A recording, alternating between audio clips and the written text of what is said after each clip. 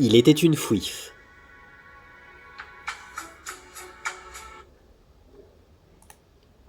« 8h24. Invictus doit relire le message 3 fois pour se convaincre qu'il ne rêve pas. Grosse soirée hier, pas entendu mon réveil, mal de tête. M'attends pas pour le sport. Désolé mon pancake.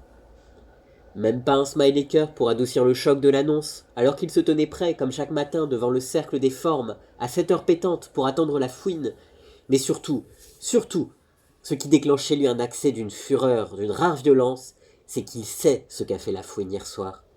Ce dernier a déjà oublié qu'il lui avait envoyé une capture d'écran de leur série préférée du moment, Violetta 2, La vengeance du retour, sur Netflix, après avoir terminé le dernier épisode de la dernière saison vers 1h du matin, et lui avoir par conséquent spoilé la fin, mais Invictus était prêt à tout lui pardonner jusqu'à ces 5 dernières minutes, dans le froid de l'aube, devant la salle de sport.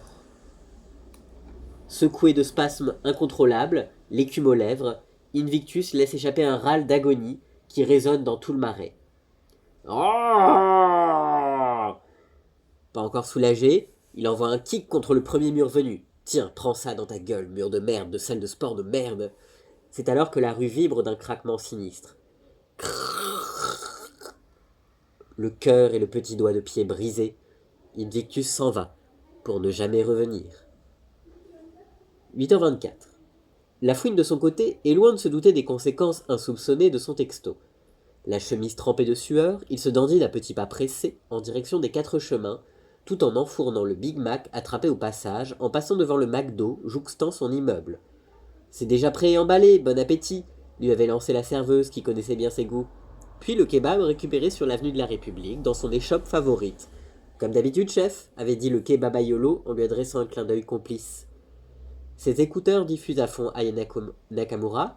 La journée démarre finalement sous des auspices favorables. Si elle n'était pas si essoufflée, la fouine pourrait presque chanter sa joie de vivre. Une fois compressée dans le métro, sa joie de vivre se mue rapidement sur son visage en une expression patibulaire qui dissuade quiconque de soutenir son regard hagard de fouine dérangée dans son sommeil. Le premier qui m'approche, je le mords, pense-t-il en toute sincérité.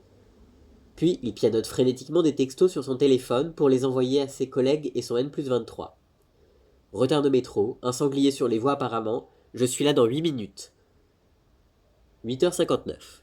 35 minutes plus tard, la fouine débarque victorieusement sur son lieu de travail. Une réunion longue et chiante ne va pas tarder à commencer, les collègues et les boss de fouine ne sont pas encore là. Plusieurs choix s'offrent à lui.